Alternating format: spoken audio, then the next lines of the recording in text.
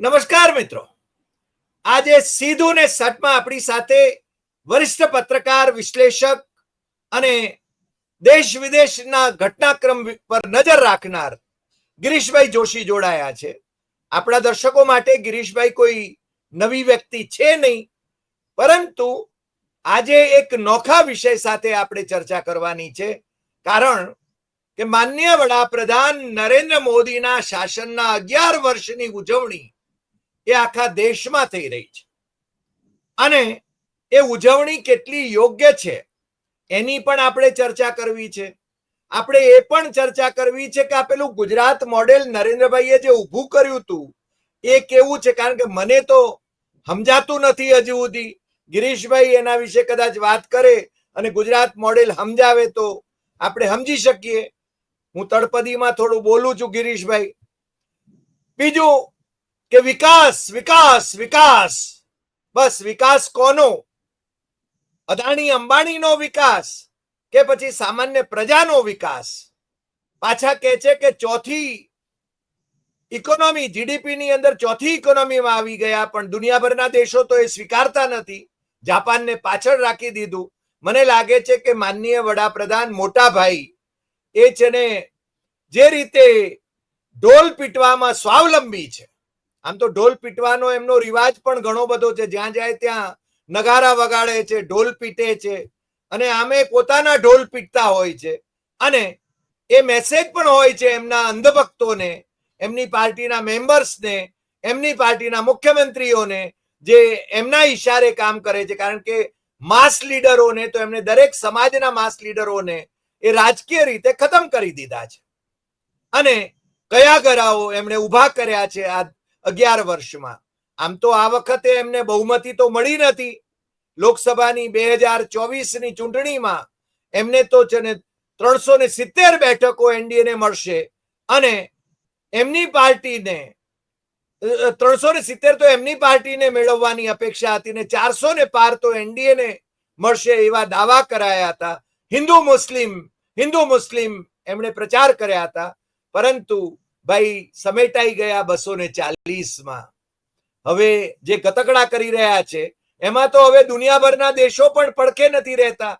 જ્યાં સાહેબ છે ને બધાને હગિંગ ડિપ્લોમસી અથવા તો બીજા દેશોના નેતાઓને, શાસકોના છોકરાઓને રમાડવાની ડિપ્લોમસી કરતા હતા અને એવું બતાવવાની કોશિશ કરતા હતા કે ભારતની પ્રજા એને છે ને ભ્રમિત કરવાની કોશિશ કરતા હતા. એ ભ્રમમાંથી હવે ભારતની પ્રજા તો નીકળી ગઈ છે અને 240માં સમેટાઈ ગયા. અને ગિરીશભાઈ, આજકાલ તો એવા પણ આકલન થઈ રહ્યા છે કે આજે ધારો કે ચૂંટણી થાય તો એ 200 બેઠકોથી પણ નીચે જતા રહે ભારતીય જનતા પાર્ટીમાં, એવું કહેવામાં આવે છે. ઓપરેશન સિંદૂર નો રાજકીય ઉપયોગ કરવાની કોશિશ કરે છે ત્યારે મને લાગે છે દેશની પ્રજા એ લશ્કરી દળોને 2 હાથે સલામ કરે છે, પરંતુ એનો રાજકીય ઉપયોગ ન થાય પુલવામાની જેમ, એવું પણ અપેક્ષિત માને છે. મને લાગે છે કે ગિરીશભાઈ આપણી સાથે છે અને ગિરીશભાઈ 2014 થી 2025 ત્યાંના આખા ઘટનાક્રમની વાત કરશે, સાહેબની ઉપલબ્ધિઓની વાત કરશે રાષ્ટ્રીય સ્તરે અને ઇન્ટરનેશનલ ફોરા પર. એટલે ઓવર ટુ ગિરીશભાઈ. ગિરીશભાઈ, આપનું સ્વાગત છે. ધન્યવાદ ડોક્ટર સાહેબ. જો ગુજરાત મોડલની એક જ થિયરી હતી, ઓમ જનરલ થામરૂ લેવો છે કે if you are not with me you are with opposition. ગુજરાતમાં એક નવો કિમિયો, if you are not with me you are in jail. એટલે સીધો હિસાબ એ હતો કે વિરોધ પક્ષને પહેલા ખતમ કરી નાખો, જ્યાં ખતમ ન થાય ત્યાં તમારા સ્લીપર સેલને મૂકી દો. એટલે આ એક આખું એક રેજીમની જેમ, હિટલર રેજીમની જેમ કામ થતું હતું. પછી જે ડરી ગયા એ લોકો ઓટોમેટિકલી સાયલેન્ટ થઈ ગયા. કોઈ રૂલ ઓફ લો હતું નહીં. ગુજરાતની અંદર કોઈ પણ વીઆઈપી વિઝિટ થાય તો ઓપોઝિશનના આપના માણસો હોય કે કોંગ્રેસના હોય કે જે બી લીડરો બહાર નીકળી અને એક્શન કરી શકે એ લોકોને રાતના જ કાં તો નજરકેદ કરવામાં આવે કાં એ લોકોને જેલમાં લઈ જવાય. એટલે there were no reason explained. હાઈકોર્ટમાં સુધી એવી પરિસ્થિતિ હતી કે કોઈ તમારી એપ્લિકેશન સાંભળવા તૈયાર નહોતું. 2 દિવસનો મામલો હતો, વીઆઈપી ચાલ્યા ગયા પછી તમારે છોડી દેવાનું. એના પાછળ કોઈ એજિટેશન ઊભું ન થયું. એટલે આ એક એટમોસ્ફિયર ઊભો થયો.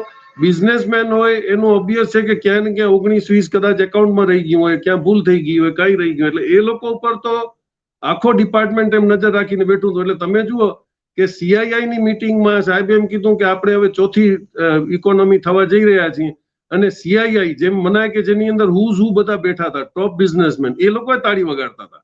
એટલે લેવલ ઓફ ઇન્ટેલેક્ચ્યુઅલિટી તમે જુઓ કે દે ડોન્ટ ડેર.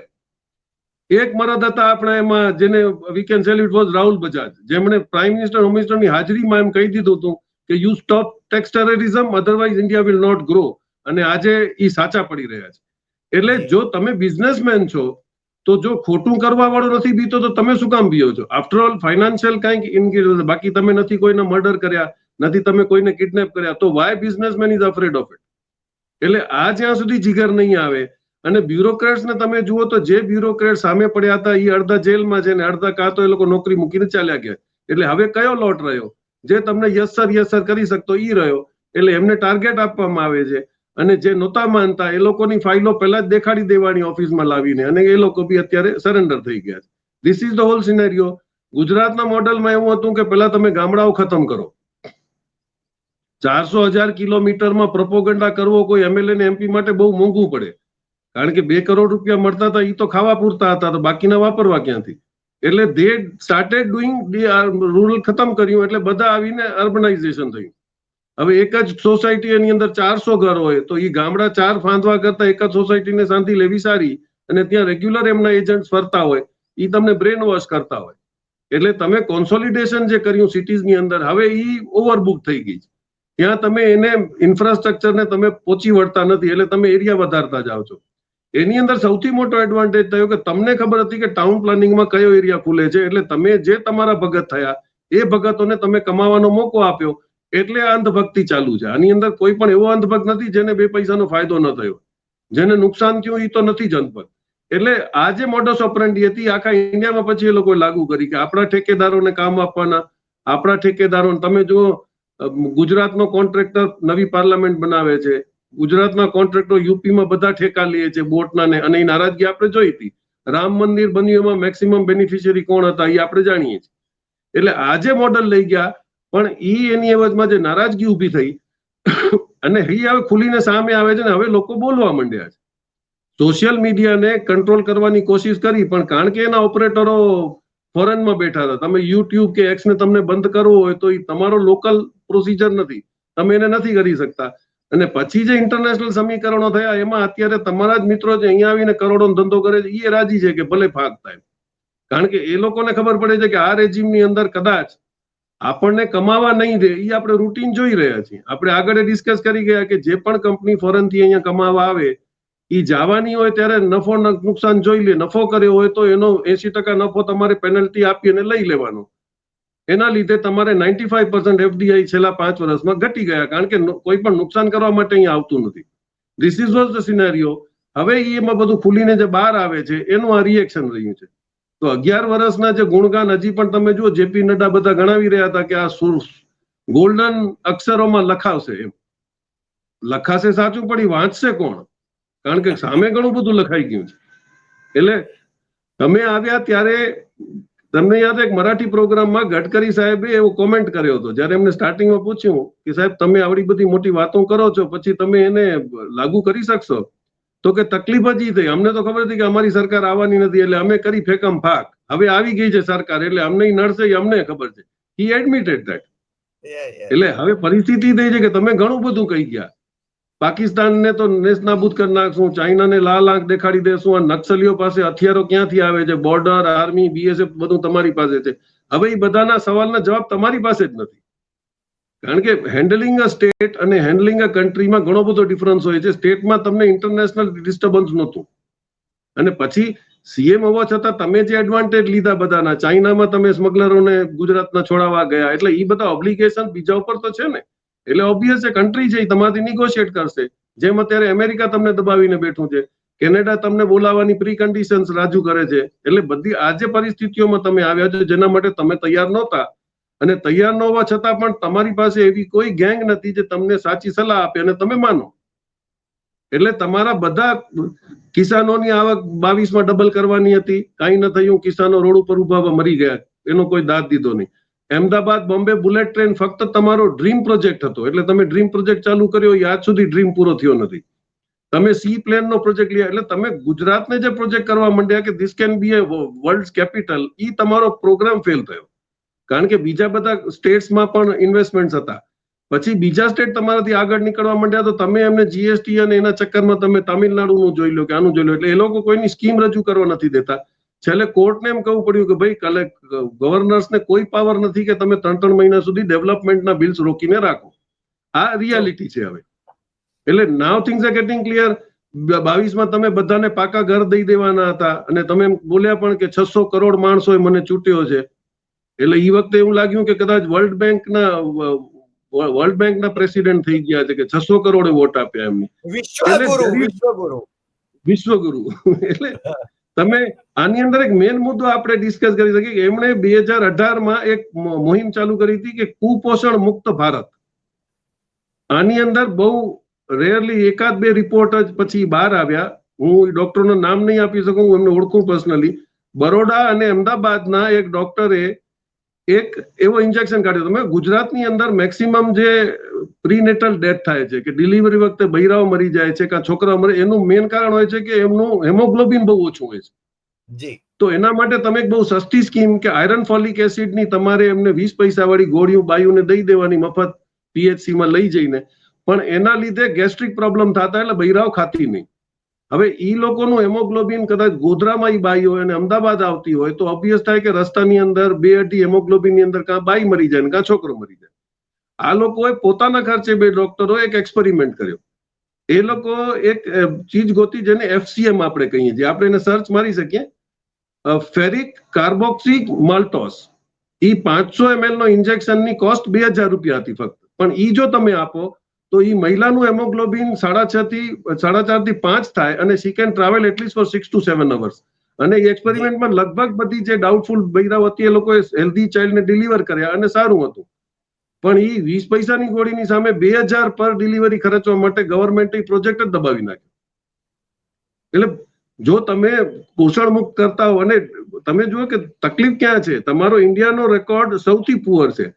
2 જ સ્ટેટ એવા છે જેની અંદર તમારે એની પર્સન્ટેજ એનિમિક જે પર્સન્ટેજ છે એમાં 6 થી 5 વર્ષમાં 59% એમિક છોકરાઓ પેદા થાય છે સાહેબ. એટલે ટોટલ તમે વર્ગમાં જુઓ તો 80%. અને આખા વર્લ્ડની અંદર આની ઉપર ડિસ્કશન થઈ રહ્યું છે. તમે જુઓ તો અમુક જે ડેવલપ કન્ટ્રીઝ છે જેમાં Sweden, Norway, Finland, Japan, Germany, Canada અને સ્વિટ્ઝરલેન્ડ, એ લોકોએ પોતાનો ચાઇલ્ડ હેલ્થમાં 31% સુધી જીડીપીના પૈસા ખર્ચવા માંડ્યા. તમે જુઓ તો સ્વીડનની અંદર મેટર્નિટી લીવ હસબન્ડ અને વાઇફને 480 દિવસની આપવામાં આવે છે કે 1.5 વર્ષ સુધી છોકરો ઈ ટેક કેર કરે, 2 જણા નક્કી કરે કોને કેટલો ટાઈમ લેવો છે. આપણા અહીંયા પ્રાઇવેટ ઇન્ડસ્ટ્રીઝ આવ્યા પછી તમારે મેટર્નિટી લીવના તો કોઈ ઠેકાણા જ નથી. પછી તમને મળે ફાયદો ન મળે. એટલે how much are we serious? અને જો 80% છોકરાઓ આજની તારીખમાં આપણા 80% જો એનિમિક જન્મતા હોય તો this is a very dangerous thing. એનું તમે મેડિકલ ચેકઅપ કરો તો જો તમારું એનિમિક છોકરો હોય છે, એનિમિક છોકરાનું બ્રેન ડેવલપમેન્ટ ઓછું થાય છે, એની આઈક્યુ લેવલ ઓછી હોય છે અને એની જે રોગ પ્રતિકારક શક્તિ હોય છે એટલી હોય છે, અને that is the reason for the death. પણ તમે સર્વે જો જુઓ તો 2.5 કરોડ છોકરાઓ આપણા વર્ષમાં હિન્દુસ્તાનમાં જન્મે છે. 50% છોકરાઓ આપણે બીજા ક્લાસના માની લઈએ તો રિક્વાયર્ડ આદિવાસી અને બેકવર્ડ ક્લાસના તમારે 1 કરોડ પણ નથી થતા. તો એને તમે 2000 થી ગણી લ્યો તો what is the expenditure government has to do, but they are not ready. એટલે આજે બધા જે ડેવલપમેન્ટ આપણે ચૂકી ગયા છીએ. એટલે આપણે વાયદા જે કર્યા એની સામે જે પ્રેક્ટિકલ હતું એને પણ તમે લાગુ કર્યો હોત તો આજે આપણા છોકરાઓ ઇમ્યુન હતા અને સારા હોત.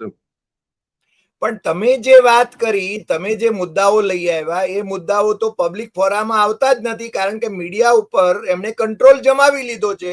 ગોદી મીડિયા આ ડિબેટ તો કરતું જ નથી અને એટલા માટે આપણે આ વાત કરવી પડે છે. અને આપણે ત્યાં તમે બહુ ઉલ્લેખ કર્યો પ્રાઇવેટાઇઝેશનનો.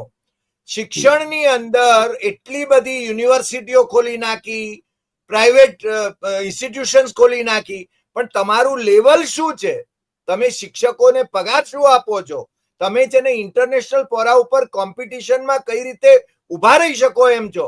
તમે JNU જે દુનિયાભરમાં જાણીતી હતી અથવા તો એની પ્રતિષ્ઠા હતી, એ JNU ને ખતમ કરી નાખવા માટેની કોશિશ કરી. લાલભાઈઓ છે ત્યાં આગળ એમ કહીને, એટલે ભગવાભાઈઓએ તો કોઈ ઉકાળ્યું નહીં. મુશ્કેલી તો આ છે સાહેબ. અને બીજું, મને તો કેશુભાઈ પટેલના એ શબ્દો યાદ આવે છે કે અઘોષિત ઇમરજન્સી એ છે ને નરેન્દ્ર મોદીએ લાદી છે. મને લાગે છે ચીફ મિનિસ્ટર હતા ત્યારે અઘોષિત ઇમરજન્સી ગુજરાતમાં લાદી હતી એમ કહેતા હતા. હવે તો મને લાગે છે દેશ આખામાં એવો માહોલ જણાય છે. પાછા એમ કે છે કે આતંકવાદને નેસ્ત નાબૂદ કરી નાખીશું, નક્સલવાદ તો અમુક તારીખે નેસ્ત નાબૂદ થઈ જશે, 2047માં આટલો વિકાસ થઈ જશે. મને લાગે છે મુદતો જ પાડ્યા કરે છે. અને એમણે જે વચનો આપ્યા છે તમને તો ખબર છે, રોજગારી એ છે ને દર વર્ષે 2 કરોડ સરકારી નોકરીઓ આપવાના હતા. એને બદલે 45 વર્ષમાં આજે સૌથી વધારે બેકારી ભારતમાં છે. સાહેબ એના વિશે શું કહેશો? આ લોકો બહુ સિસ્ટમેટિકલી મેનિપ્યુલેશન કરે છે. તમે જો 5,777 કરોડ તમે PLI સ્કીમ માટે રજૂ કર્યા, એસએમઈસ જે આવી એ લોકોને સ્ટાર્ટઅપ ઇન્ડિયાની અંદર તમે એટલા 5,600 કરોડ જે આપ્યા, એમાં એ લોકોને સોફ્ટવેર અને ડેવલપમેન્ટ કરવા માટે જે તમે આપ્યું હતું એનું તમે અત્યારે આઉટકમ જુઓ છો. તમે ફેસબુક ખોલો, ટ્વિટર ખોલો, તમને ગેમ્બલિંગ રમીના તમને એડવર્ટાઇઝમેન્ટ આવે છે. એટલે તમે બાકાયદા જુગારીઓ કરવા માંડો છો. બેરોજગારી નથી, પણ ઈ રોજ ક્યાં તો કદાચ રમી અને 200 રૂપિયા 500 રૂપિયા મળી જતા હોય તો he has got a job. એમણે તમને ડાયરેક્ટ કરી દીધા, તમે લુડો રમો અને પૈસા કમાવો, રમી રમો અને પૈસા કમાવો. આ લોકોને તમે પૈસા આપ્યા હતા કે નવો કંઈક સોફ્ટવેર ડેવલપ કરે, જેમ ઝોમેટોએ કર્યું, જેમ ઓલાએ કર્યું, જેમ ઉબરે કર્યું. એવો કોઈ સોફ્ટવેર જે પબ્લિક બેનિફિટ માટે હોય ઈ નથી, તો તમે એમને જુગારિયા કરી દીધા. કારણ કે તમારો ગુરુ મંત્ર એ હતો કે ભાઈ જે પકોડા તરતો એ પણ એક રોજગાર જ ગણાય છે. એટલે તમે ન હોય તો પકોડા તરો અને ટાઈમ હોય તો જુગાર રમો. એ બે ચીજમાં તમારા યુથને ઇન્વોલ્વ કરી દીધા છે. એટલે આજે બધી હિડન સ્કીમ્સ આવી રહી છે.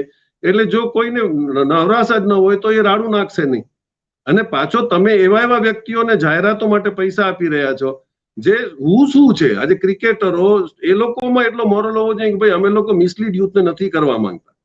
તમે જુગારની એડવર્ટાઇઝમેન્ટ કરો છો, તમે તંબાકુની એડવર્ટાઇઝમેન્ટ કરો છો. એટલે આઈ થિંક જે ડેવલપમેન્ટ કરવાની નીતિ હતી એનાથી તો આપણે ડિવિએટ થઈ ગયા છે. એટલે હવે where we are going we also don't know. સાહેબ આમાં તો એવું છે, જેમ કે ધારો કે ગુજરાત હાઈકોર્ટે, એટલે જયારે પારડીવાળા અહીંયા હતા આપણી હાઈકોર્ટમાં જસ્ટિસ તરીકે, ત્યારે એમણે એક ચુકાદો આપેલો. આપણે હમણાં તંબાકુની વાત કરી, તંબાકુની જાહેરાતો સરકારી બસો ઉપર અથવા તો કોર્પોરેશનની બસો ઉપર એ ન આવવી જોઈએ, પરંતુ હાઈકોર્ટના એ ચુકાદા ને બાજુએ સારીને આજે આખા ગુજરાતની અંદર છે ને મિરાજની જાહેર ખબરો ચાલે છે અને કોઈ એના ઉપર એક્શન લેવાતું નથી. એટલે મુશ્કેલી આ છે કે કોર્ટો તો આદેશ આપે પણ એનો અમલ તો પાછો છે ને એક્ઝિક્યુટિવે કરવાનો છે ને એ તો અધિકારીઓ તો કંઈ કરવા માંગતા નથી. કારણ કે સાહેબો જે બેઠા છે એ જે કરાવવા માંગે છે એ જ એમના થા થઈ કરવું છે. એટલે અત્યારે તો છે ને સાહેબનું 11 વર્ષનું થા થઈ ચાલી રહ્યું છે. એક દિલચસ્પ તમને એક કિસ્સો સંભળાવ. હું એક્સપોર્ટ સાથે કનેક્ટેડ રહ્યો, એસોસિએશન સાથે રહ્યો. એમાં એક તમે સિસ્ટમ જુઓ કે તમારી ઇમ્પોર્ટેડ સિગરેટ ઉપર તમારે બેન છે, તમે સિગરેટ ઇમ્પોર્ટ નથી કરી શકતા. એ રિસ્ટ્રિક્ટેડ લિસ્ટમાં છે. સિગરેટો દળેલીથી આવે છે, તમને બધા પાર્લરમાં મળશે. એ સિગરેટની પાછળની ગેમ શું હતી કે વર્લ્ડ હેલ્થ ઓર્ગેનાઇઝેશને અમુક કંઈક ચીજો ડિક્લેર કરી હતી કે તમે જો તંબાકુ રોકવા માટેનો જે અભિયાન કરશો એમાં તમને પૈસા મળશે. તો આપણે સિગરેટના પેકેટ વાળાને કીધું 80% તમારે કેન્સરની એડવર્ટાઇઝમેન્ટ કરવાની. એટલે ઈ જે ખર્ચો થયો એ આપણે લીધો. બીજી બાજુ શું કર્યું, ઓફિશિયલી સિગરેટનો વપરાશ ઘટ્યો એમ દેખાડવા માટે તમે રજીસ્ટર કર્યું તો ઇમ્પોર્ટેડ સિગરેટ આવવા દીધી. કોઈ પણ કસ્ટમ્સની અંદર રેસ્ટ્રિક્ટેડ કે પ્રોહિબિટેડ માલ આવે ને એ કમિશનરના પાવરમાં હોય કે એનો સર્વનાશ કરે, એને બીજો કોઈનો રસ્તો જ નથી. જે ચીજ ઇન્ડિયામાં અલાઉડ નથી તમે લઈ આવ્યા, જેમ ડ્રગ્સ છે, તમારે એને નાશ કરવો પડે. ગુજરાતમાં દારૂ પકડાય તમારે એને નાશ કરવો પડે. સિગરેટનો બહુ અચૂકતું હોય છે કે પકડાયા પછી મામલતદારે પરમિશન આપી દે કે આનો 24 કલાકમાં ઓક્શન કરી નાખો. જેને મંગાવ્યો એ જ ઓક્શન કરી જાય અને એ વેલિડ લેખાય અને એ બજારમાં વેચાય છે. This is the fact. એટલે તમે ત્યાં સબસિડીનો લાભ લ્યો છો, અહીંયા બીજી રીતે ધંધો કરવા દો છો અને સિગરેટો આવી રહી છે અને વપરાય છે. એટલે આપણે જેમ કહીએ કે ચાઇનાનો માલ તમે વાપરતા નહીં, એટલે આવી તો જાય, તમે વાપરી નાખો, પછી વેપારીને પૈસા નહીં દેવાના કારણ કે એની ભૂલ હતી, એને શું કામ ચાઇનાથી મંગાવ્યું. This is our way of working. જો તમને નોટ અલાઉડ તો નોટ અલાઉડ જ હોવો જોઈએ. આજે તમને ઘણાઓને ખબર નથી, આપણે લાડુ લઈને જતા હોઈએ ખસખસ, આ તો this is four public awareness કે તમે લાડુ ખસખસ વાળા લઈ જઈને દુબઈ નથી જઈ શકતા, તમને ડ્રગ્સની અંદર જેલમાં નાખી દે છે. જી તો તમારી અવેરનેસ એ આપવી પડે પબ્લિકને કે ભાઈ અમુક ચીજો રિસ્ટ્રિક્ટેડ એટલે રિસ્ટ્રિક્ટેડ, એમાં તમારી કોઈ ઇન્ફ્લુઅન્સ ચાલતી નથી. તો આ બધા જે તમે ગચકડા કરી રહ્યા છો કે 2 નંબર વાળા કમાવે, 33% પેરેલલ ઇકોનોમી તમારી ચાલુ રહી ગઈ છે. એટલે અત્યારે તમે જીએસટી માં દેખાડી રહ્યો છો એ ઓટોમેટિક ડબલ થાય, એની બદલીમાં તમે ભાવ વધારો છો કારણ કે તમારી ઇકોનોમી પેરેલલ ચાલુ થઈ ગઈ છે. આજે મધ્યપ્રદેશ, રાજસ્થાન અને મહારાષ્ટ્રની ડિસ્ટિલરી જેટલી દારૂ બનાવે છે એની 30% દારૂ વિધાઉટ રેકોર્ડનો ગુજરાતમાં વેચે. તો એ એક્સાઇઝેબલ યુનિટ કેવી રીતે એક્સ્ટ્રા માલ કાઢી શકે છે? એનો મતલબ એ થયો કે પહેલેથી જ ઇનપુટ થી લઈને આઉટપુટ સુધી એક પેરેલલ બ્લેક ઇકોનોમી ચાલી રહી છે, જે રોકડામાં ધંધા થઈ રહ્યા છે. આખા વર્લ્ડમાં તમે વાત કરો છો યુપીઆઈ ની, તમારો પર્સન્ટેજ 36% જ છે. રશિયા, ચાઇના, યુએઈ બધા 98 ને 89% સુધી પહોંચી ગયા છે. તો એનો મતલબ એ છે કે તમારી બ્લેક ઇકોનોમી વધી રહી છે, ઘટતી નથી. જી જી કચ્છનું એક બંદર છે મુન્દ્રા, વારંવાર ત્યાંથી ડ્રગ્સ પકડાય છે. હવે કેટલું પકડાય છે ને કેટલું જવા દેવામાં આવે છે એ અમને સમજણ નથી પડતી, પણ પકડાય છે એના સમાચાર અમે છાપાની અંદર છે ને મોટી હેડલાઈનો કરીએ છીએ. હવે આ શું ખેલ છે? અને બીજું, અમે તો પીઓકે લઈ લેવાના હતા, એનું શું થયું? અમે તો છે ને વિશ્વગુરુ થવાના હતા, એનું શું થયું? પ્રશ્નો તો ઉભા થવાના જ છે સાહેબ.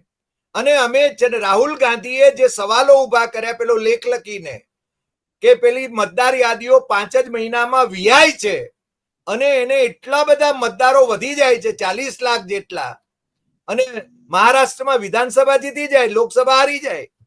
આ શું ખેલ છે સાહેબ? આ મોડસ ઓપરન્ડી તમે ગુજરાતમાંથી જુઓ તો આવતી હતી. અમુક એરિયાઝની અંદર એક તમને ખ્યાલ હોય તો ગેરી મેન્ડરિંગ એક ફોર્મ્યુલા છે, જે ફોર્ડ વખતે અમેરિકામાં જેને ગોતી હતી એનું નામ ગેરી હતું, એટલે એને ગેરી મેન્ડરિંગ કહે. ગેરી મેન્ડરિંગમાં તમે સમીકરણ એવી રીતે બદલાવી નાખો કે જે તમને વોટ ના આપતો એ પોર્શન જ તમારા એરિયામાંથી નીકળી જાય. આપણે અમદાવાદમાં જ જોઈ લીધું છે, જે મુસ્લિમ ડોમિનેટેડ એરિયા હતો એને 2 ભાગમાં ડિવાઈડ કરાવ્યું, એટલે ઓટોમેટિક જે હિન્દુની પોપ્યુલેશન હતી વધી ગઈ અને મુસ્લિમની પોપ્યુલેશન ડાયલ્યુટ થઈ ગઈ. ત્યાંથી કેન્ડિડેટ હારી ગયો. એ આપણે હમણાં લાસ્ટ ઇલેક્શનમાં બીજો. એટલે ગેરીમેન્ડરિંગ કરવું એ લોકો ગુજરાતથી શીખીને જ ગયા છે. અને એટલા જ માટે અત્યારે જે ઇન્ડિયામાં કરવા માંગે છે કે સાઉથની સીટો જ એટલી રહે કે એનું પાર્લામેન્ટમાં કોઈ વોઇસ જ ન રહે, એનો અત્યારે વિરોધ થઈ રહ્યો છે. કે તમે જો અત્યારે 500 માંથી તમે અત્યારે 800 સીટ કરશો તો એ વધશે કોની? નોર્થ બેલ્ટની. તમારા કાઉ બેલ્ટની સીટો વધશે અને તામિલનાડુ, કેરેલા, આંધ્રપ્રદેશની ઘટી જશે. એટલે ઓટોમેટિક તમને એમની જરૂર જ નહીં રહે. તમે 600 સીટો અહીંયાથી જીતી લેશો અને તમે રાજ કરતા રહેશો, એટલે સાઉથનો કોઈ શેર રહેશે નહીં. આ ગેરીમેન્ડરિંગની સિસ્ટમ જે તમે લઈ આવ્યા તે ગુજરાતમાં સક્સેસફુલ થઈ, એટલે હવે તમારે ઇન્ડિયામાં એને એપ્લાય કરવી. પણ ઈ થિયરી હવે જાગૃત થઈ ગયા છે. કાલે તમે જો ચંદ્રબાબુ નાયડુ પણ એમને એના પર વોર્નિંગ દીધી કે ભાઈ તમે ડિલિમિટેશન જે કરવા માંગો છો ઇટ ઇઝ નોટ ઇક્વલ, અને કાં તમે એની અંદર પેલા કન્ડિશન ડિસાઇડ કરો. એટલે ઘણું બધું હવે ખોટું હતું, કારણ ખોટું જાજી વખત ચાલે નહીં. એ છાપરે ચડીને પાપ પોકારે છે, એટલે તમને ખ્યાલ આવી ગયો છે. બાકી ડ્રગ્સની જે તમે વાત કરી એમાં તો એનઆઈએ પોતે અત્યારે સુપ્રીમ કોર્ટમાં સબમિટ કર્યું છે કે ભાઈ જે પકડાણો એની આખી લાઈન પકડાણી છે, મુન્દ્રાથી એના પૈસા જે આવ્યા હતા એ અલકાયદાને આપવામાં આવ્યા છે અને એ જ આપણે સામે વપરાય છે. પણ એમાં માસ્ટર સર્વન્ટ લાયબિલિટી જ નથી. તમારા પોર્ટ ઉપર ઉતર્યું, એમને કીધું હું તો સર્વિસ પ્રોવાઈડર છું, મારા પોર્ટ ઉપર કોઈ પણ લઈ જાય તો એનાથી મારી કોઈ જવાબદારી નથી.